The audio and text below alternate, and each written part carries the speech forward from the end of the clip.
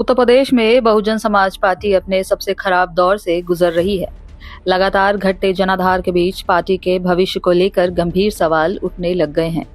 सवाल उठ रहे हैं कि क्या काशीराम की एचपी भाजपा अब अपने अंतिम दौर में है? क्या उत्तर प्रदेश में 2027 का चुनाव भाजपा के ताबूत की आखिरी कील साबित होगा? तमाम सवाल के, लेकिन इन सभी का जवाब भविष्य के गर्भ में है। फर्श से अर्श पर जाने की कहानी पिछले एक दशक में अर्श से फर्श के सफर में भाजपा की गिरावट के लिए कई कारण गिनाए जाते हैं, लेकिन अगर गहराई से देखा जाए तो इसकी सबसे बड़ी वजह ब्राह्मणों का उससे दूर हो जाना है। मायावती ने 2007 में जिस ब्राह्मण दलित गठबंधन के दम पर सत्ता हासिल की थी, वही गठबंधन बाद में पार्टी के लिए नुकसानदेह साबित हुआ। ब्राह्मण दलित गठबंधन की सफलता भाजपा की पारंपरिक राजनीतिक दलित केंद्रित रही थी, लेकिन 2007 के चुनाव में मायावती ने सर्वजन हिताय सर्वजन सुखाय की नीति अपनाई और ब्राह्मणों को अपने पाले में खींचा। सतीश चंद्र मिश्रा को आगे कर उन्होंने ब्राह्मणों को भाजपा से जोड़ने का प्रयास किया। नारा दिया गया, ब्राह्मण शंख बजाएगा हाथी बढ़ता जाएगा, जिससे ब्राह्मणों को ये संदेश गया कि वे भी सत्ता में भागीदारी रहेंगे। इसका परिणाम ये हुआ कि भाजपा ने 2007 के चुनाव में 40.43 वोट शेयर के साथ 206 सीटें जीतकर पूर्ण बहुमत की सरकार बनाई। ब्राह्मणों का भाजपा से मोहभंग 2012 के चुनाव तक आते आते ये गठबंधन बिखरने लगा। सरकार बनने के बाद भाजपा ने ब्राह्मणों को सिर्फ शोपीस बनाकर रखा, लेकिन उन्हें कोई ठोस राजनीतिक फायदा नहीं मिला।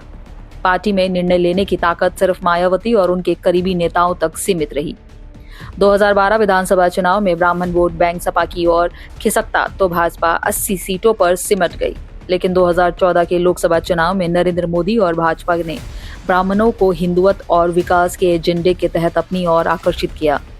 इसके बाद ये वोट बैंक तेजी से भाजपा के पक्ष में चला गया।